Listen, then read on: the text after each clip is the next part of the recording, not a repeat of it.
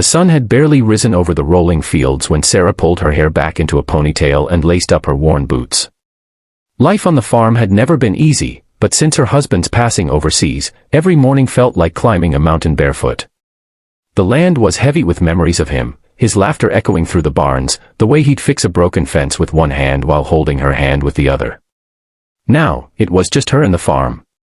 And the whispers of people who didn't understand her grief. The town wasn't kind to her. Some offered pity, others offered silence. But there was always that small group, the ones who thrived on tearing down others to feel taller themselves. They'd never seen her as strong, only as the farm girl who lost her husband in a war.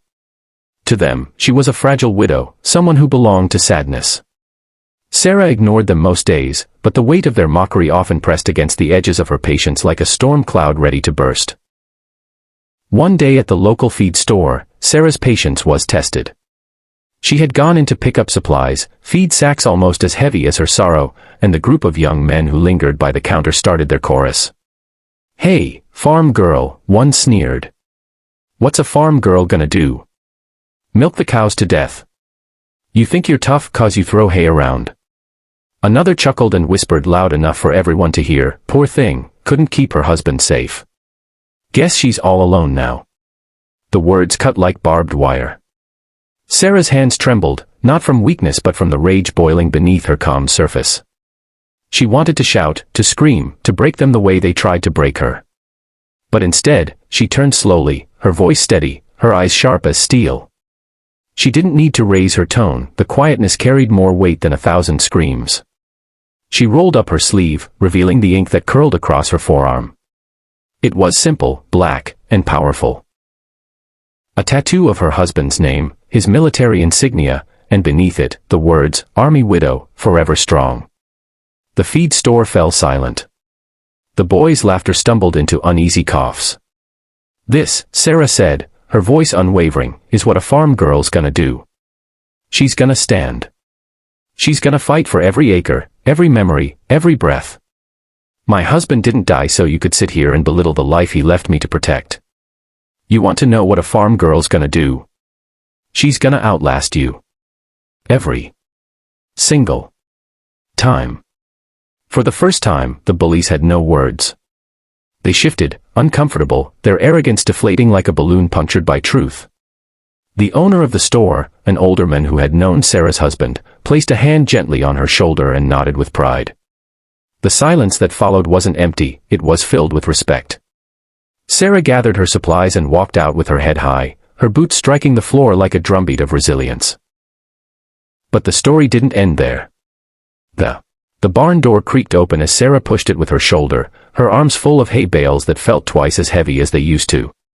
Her body was strong from years of farm work, but grief had a way of stealing energy, of making even the sun feel too heavy to bear. Still, she carried on. Because that's what her husband had always told her, no matter how hard it gets, Sarah, you keep going. That's what makes us stronger. Those words rang in her ears like a promise, even now when he was gone. It had been nearly 2 years since the folded American flag was placed into her trembling hands, since the sound of taps at his funeral carved a hollow space into her chest. People thought time healed, but Sarah knew the truth, it didn't heal, it reshaped. Grief never left, it became a shadow that followed you into every field, every silence, every sleepless night. She had learned to live beside it, but not everyone understood that kind of quiet battle. In town, the whispers were constant. Some pitied her, some doubted her. "She won't last another season," she overheard once at the diner. "That farm's too much for a woman alone." Sarah never confronted them. She just sipped her coffee, paid her bill, and left. Because words could sting, but she had bigger battles, fields to plow, livestock to feed, and a heart to keep beating. But it was the bullies at the feed store who dug deepest. They weren't strangers, they were local boys, barely men, who hung around as if the world owed them something. They had never seen war, never buried a loved one, never known sacrifice. Yet they mocked hers like it was a game. "What's a farm girl gonna do?" one said one afternoon, his grin sharp as a knife. "Call her cows for backup." The others laughed. Another voice sneered, "Guess her man went to war 'cause he couldn't handle farm chores." Sarah froze. Her jaw clenched, her chest burning. She could have ignored it again. She could have walked away like always. But something inside her snapped, not out of weakness, but because her husband's memory deserved more than silence.